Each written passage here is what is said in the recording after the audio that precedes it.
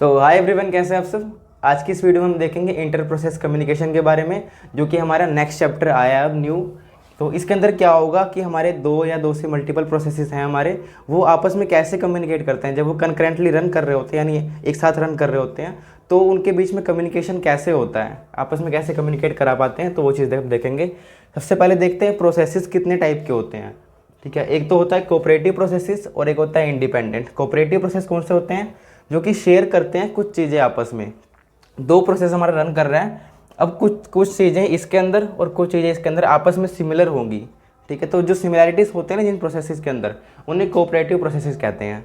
अगर वो आपस में कुछ हार्डवेयर वगैरह शेयर कर रहे हैं तो वो उनके अंदर सिमिलर यूज़ हो रहा है, कुछ कोड उनका सिमिलर होगा, कुछ वेरिएबल सिमिलर होंगे, जैसे यहाँ बताया, कुछ रिसोर्सेज जैसे कोई प्रिंटर्स वगैरह हार्डवेयर रिसोर्सेज हैं वो कुछ वहाँ पे होंगे, सेम होंगे, या मेमोरी रिसोर्सेज कोई भी ले लें। और इंडिपेंडेंट प्रोसेस के अंदर क्या आते हैं? जो कि कुछ भी शेयर नहीं कर रहे होते हैं, यहाँ पर आपस में अलग अलग है, इससे कोई मतलब नहीं है कि प्रोसेस क्या कर रहे हैं। वैसे ही अब ये प्रोसेसेस हमारे जो हम कोऑपरेटिव प्रोसेसेस हम देख रहे हैं, हम इसके अंदर सिर्फ इसी की बातें करेंगे, क्योंकि जब ये आपस में कम्युनिकेट कराएंगे ना, इनके प्रोसेसेस आपस में कम्युनिकेट करेंगे तो कुछ ना कुछ प्रॉब्लम आ सकती है। ये हमारा ये प्रोसेस है, प्रोसेस 1, प्रोसेस 2। जब एक बार में ये से एक हमारे हार्डवेयर को, मान लो प्रिंटर को एक्सेस करना चाहता है, उसी टाइम पे ये भी प्रिंटर को एक्सेस करना चाहता है, ये वाला प्रोसेस भी, तब क्या होगी, इन दोनों में लड़ाई हो जाएगी यार। अब मान लो जैसे हम छोटे हुआ करते थे जब, तो हमारे भाई बहन हम लड़ते थे कई बार टीवी के रिमोट के लिए। अगर एक ही टाइम पे हम दोनों को दे दिया जाए तो हम आपस में लड़ेंगे। ठीक है, या तो एक दूसरे से गुस्सा हो जाएंगे, या तो अपने मम्मी पापा को जाके बोलेंगे, या तो हम लड़ेंगे।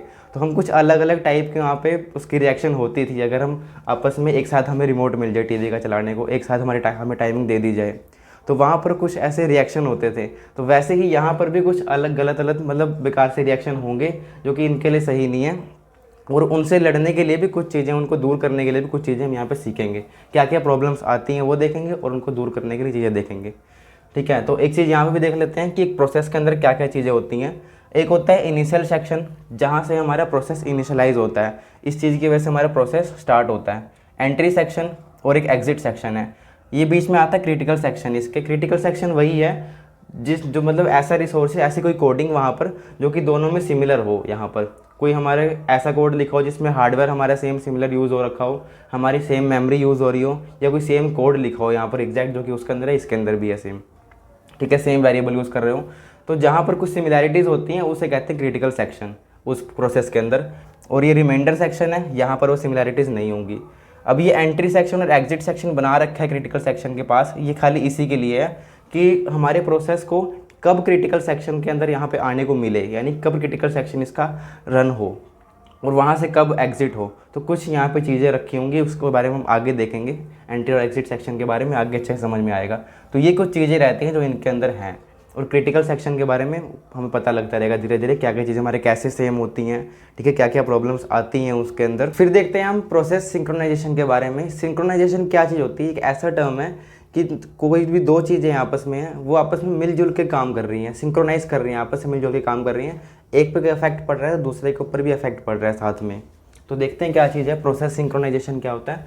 Process synchronization is refers to the coordination of concurrent processes, यानी जो चल रहे हैं इस समय, एक साथ चल रहे हैं concurrent processes in a computer system to ensure that they execute properly and produce correct results. यानी कि जो भी हमारे कनकरेंट प्रोसेसेस आपस में रन कर रहे हैं, एक साथ रन कर रहे हैं एक ही समय पर, तो वो आपस में एक साथ कैसे मिल रहे हैं। इंश्योर दे एग्जीक्यूट प्रॉपरली, यानी कि एक साथ अच्छे से एग्जीक्यूट हो रहे हैं और करेक्ट रिजल्ट प्रोड्यूस कर रहे हैं यहाँ पर।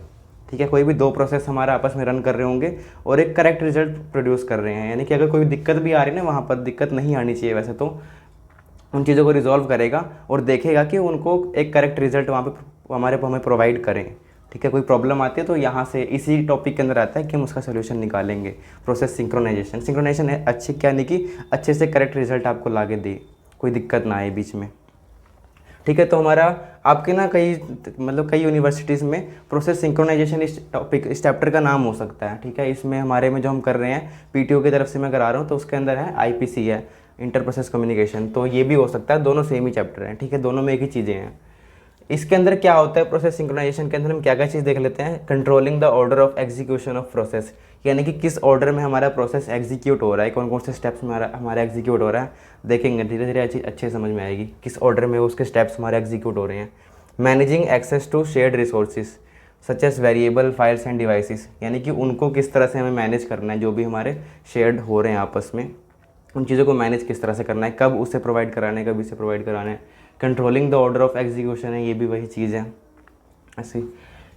फिर आए थे कॉमन टेक्निक्स, यानी कि कोई प्रॉब्लम आती है तो उसे कैसे सॉल्व करेंगे, ये चीज़ें अप्लाई कराने के लिए कुछ टेक्निक्स हैं। सेमाफर्स हैं, मोनीटर्स हैं, कंडीशन वेरिएबल्स हैं, ये हम आगे फर्दर डिस्कस कर रहे होंगे।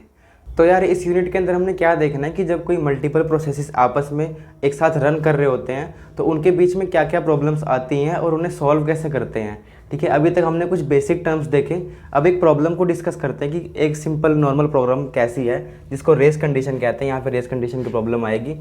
तो यहाँ पर देख लेते हैं, हमारे एक वेरिएबल है 10, हमने इसके अंदर इंक्रीमेंट कराना है और डिक्रीमेंट कराना है, यानी कि इसके अंदर एक नंबर प्लस करेंगे, 11 बनाएंगे, फिर इसको एक नंबर माइनस करेंगे।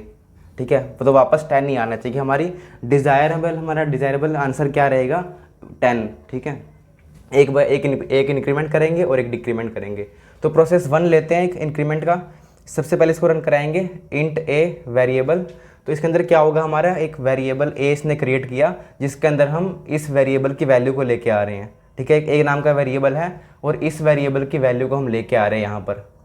ठीक है, तो यहाँ पर क्या हो जाएगा, ए इज इक्वल टू 10 हो जाएगा, यानी कि वो वैल्यू है यहाँ पर। ठीक है, वैसे एक्चुअल में 10 नहीं हो रहा, इसकी वैल्यू जो भी यहाँ पर लिखा होगा वो यहाँ पर आएगी। तो फिर ए प्लस प्लस कर देगा यहाँ पर, तो 10 ए प्लस प्लस यानी कि 10 + 1, तो यहाँ पर क्या हो जाएगा 11। उसके बाद ये स्लीप पर चला जाएगा, स्लीप 1000 लिखा हुआ है इसके अंदर, यानी इसका मतलब है 1 सेकेंड, 1000 मिली सेकेंड के ऊपर होता है। ठीक है, हम कंप्यूटर में जो भी चीज़ें होती हैं ना, इसका टाइमिंग वगैरह तो मिली सेकेंड के अंदर लिखते हैं हम। तो 1000 मिली सेकेंड है, तो 1 सेकेंड यहाँ पे देखा जाएगा। तो 1 सेकेंड के लिए हम यहाँ पर इसको स्लीप कर रहे हैं, इस प्रोसेस को यहाँ पर डिले कर रहे हैं कि आगे अभी तो नहीं बढ़ेगा ये वाला प्रोसेस। हमें मान लो इसे कोई काम पड़ गया, ठीक है, तो यहाँ पे हमने स्लीप कर दिया, कुछ टाइम के लिए इसे रोक देंगे। फिर हम प्रोसेस 2 यहाँ पर, मतलब CPU कोई भी प्रोसेस यहाँ मिलेगा नहीं, एक ही प्रोसेस उसे मिला, प्रोसेस 2 यहाँ पर, तो खाली तो बैठेगा नहीं यार वो, इसको यहाँ पे छोड़ के यहाँ पर आ जाएगा, कॉन्टेक्स्ट स्विच करेगा यहाँ पर। ठीक है, तो हमने देखा कॉन्टेक्स्ट स्विच वगैरह होता है, तो कैसे होता है प्रोग्राम में, कैसे लिखते हैं, ऐसे लिखते हैं स्लीप वगैरह। ठीक है, स्लीप डालते हैं, ये चीज़ बंद होगी, दूसरे पे आ गए हम यहाँ पर।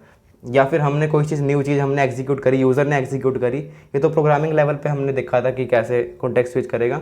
लेकिन अगर हम खुद कर रहे हैं, खुद हमने क्लिक करी, तो वहाँ पर भी ऐसी चीज़ डल जाएगी, स्लिप कराना है उस प्रोसेस को और दूसरे पे जाना है। प्रोसेस 2 के अंदर क्या हो रहा है देखते हैं, इंट बी। अभी इसका इससे कोई रिलेशन नहीं है, लेना देना नहीं है, ये अलग प्रोसेस है। इंट बी आता है, इसके अंदर वेरिएबल स्टोर होगा। अब यहाँ पर बी वेरिएबल क्या है, इसी वैल्यू को ले रहा है, यानी कि आप आपस में ना शेयर कर रहे हैं, एक ही वेरिएबल को शेयर कर रहे हैं। इन्हें कहेंगे कंकरेंट प्रोसेसेस, आपस में रन कर रहे हैं और एक ही वैल्यू को शेयर कर रहे हैं। ठीक है, जो हमने पढ़ा था। फिर आ जाता है वेरिएबल की वैल्यू क्या रहेगी इसके अंदर, 10, तो b = 10 हो गया। b माइनस माइनस करेंगे तो 10 - 1 क्या हो जाएगा, 9। यहाँ पे इसको स्लीप कर देंगे। अब ये स्लीप हो गया, यहाँ पर कौन सा प्रोसेस था, 1 मिली सेकेंड के लिए ये भी स्लीप हुआ, 1 सेकेंड के लिए ये भी स्लीप हुआ। अब ये वाला प्रोसेस आ गया यहाँ पर उतने टाइम में, तो इसके ऊपर आते हैं हम। तो यहाँ पर जैसे हुआ वेरिएबल ए हमारा यहाँ पे नाम आया, इसके ऊपर हम इस वाली लाइन के ऊपर आ जाएंगे। तो वेरिएबल के अंदर यानी कि इस वाली वैल्यू पे हम कुछ चेंजेस कर देंगे। वेरिएबल के अंदर हम ए को यहाँ पे रख देंगे, ए की वैल्यू पुट करा देंगे। ए की वैल्यू क्या है, 11। तो यहाँ पर वेरिएबल की वैल्यू हमारी क्या आ गई, 11।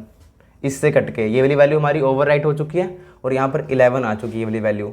ये वाला प्रोसेस हमारा ख़त्म। ठीक है, एग्जिट हो चुका है यहाँ से। प्रोसेस 2 के अंदर आते हैं। फिर यहाँ पर भी हमारी ये लाइन थी, तो वेरिएबल = b। अब यहाँ पर क्या होगा, यानी कि जो हमारी इसके b की वैल्यू थी 9 थी, उसको हम इस वेरिएबल के अंदर स्टोर करा देंगे। तो इसके ऊपर ओवरराइट होके यहाँ पर 9 इसका आंसर आएगा। ठीक है, तो हमें ओवरऑल जो इसका आंसर मिला वो यहाँ पर 9 मिला है। लेकिन क्या आना चाहिए था, एक बार इंक्रीमेंट और डिक्रीमेंट करने पे हमारा आंसर आना चाहिए था 10, लेकिन आया यहाँ पर 9। ठीक है, अगर हमारा प्रोसेस 2 पहले रन करता ना इसकी जगह पर, तो हमारा आंसर यहाँ पर 11 भी आ सकता था, 9 की जगह 11 आंसर आ सकता था। तो यार इस तरह से ये काम कर रहे हैं। यहाँ पर एक प्रॉब्लम क्रिएट हो गई है कि हमें आंसर इसका ढंग से नहीं मिल रहा। क्यों नहीं मिल रहा है यहाँ पे आंसर ढंग से, क्योंकि कुछ चीज़ें यहाँ पर हैं जो कि सही टाइम पे नहीं रन कर रही है, सही टाइम पे नहीं रन कर रही है। इनका जो प्रोसेस एग्जीक्यूशन है ना, कोड, वो कुछ सही टाइम पे नहीं रन कर रहा है, टाइमिंग एक अच्छी नहीं है इनकी। तो इसको हम रेस कंडीशन कहते हैं। क्या कहते हैं race condition, race condition occurs in concurrent programming, यानी कनकरेंट प्रोग्रामिंग के अंदर है ये चीज़, जब प्रोसेस आपस में रन करा रहे होते हैं एक साथ। When the outcome of the program depends on the sequence of timing, यानी कि सीक्वेंस ऑफ टाइमिंग किस टाइमिंग सीक्वेंस में वो रन कर रहे हैं। यहाँ पर अगर ये प्रोसेस हमारे पहले रन कर जाता है या फिर जैसे भी, इनको किसी हिसाब से ना अच्छे सिंक्रोनाइज कर दो कि ये एक बेटर रिजल्ट ला के दें, तो वही होती है हमारी सिंक्रोनाइजेशन। इसके जो हम सॉल्व करेंगे, इसको कुछ चीज़ें होती हैं इसको सॉल्व करने के लिए, आगे सीखेंगे। जब इसको सॉल्व कर देंगे तब ये हमें एक अच्छा रिजल्ट ला के देगा यहाँ पर। अब वो गलतियाँ हमारी अलग अलग प्रकार की हो सकती हैं। कुछ यहाँ पे हमारा कोड में दिक्कत आ सकती हैं, हमने कुछ कंडीशंस गलत दी हों, या फिर इनकी टाइमिंग के अंदर दिक्कत आ सकती है, वो चीज़ें हमें सॉल्व करनी होगी। तो क्या बोला था यहाँ पे program, when the outcome of the program depends on the sequence of timing of events, यानी जो इवेंट्स हमने कर रहे हैं between multiple processes accessing same data. जहाँ पर वो सेम डाटा एक्सेस कर रहे हैं, उनकी जो सीक्वेंस ऑफ टाइमिंग है वो ढंग से नहीं वहाँ पे चल रही है, उसके ऊपर डिपेंड करता हो हमारा जो एरर है। तब यहाँ पर जैसे हमने इधर देखा कि इसके सीक्वेंस ऑफ एक्ट मतलब जैसे जिसके हिसाब से वो हमारा चल रहा है, सीक्वेंस चल रहा है, तो उसके ऊपर डिपेंड कर रहा है वो। अगर ये ढंग से हमारा रन कर रहा होता है एक हिसाब से, तो यहाँ पर ये चीज़ें आ जाती हैं। तो रेस कंडीशन यही चीज़ है जहाँ पर वो सीक्वेंस ऑफ टाइमिंग के ऊपर डिपेंड करता है हमारा आउटपुट। उसके बाद कुछ देखते हैं क्राइटेरिया वगैरह कि क्रिटिकल सेक्शन के अंदर हमारे से सॉल्व करने के लिए क्या क्या क्राइटेरिया हम लेंगे, यानी ये चीज़ें उसके अंदर होनी चाहिए कि प्रॉब्लम को हमें सॉल्व करने के लिए जो भी हम सोल्यूशन निकालेंगे।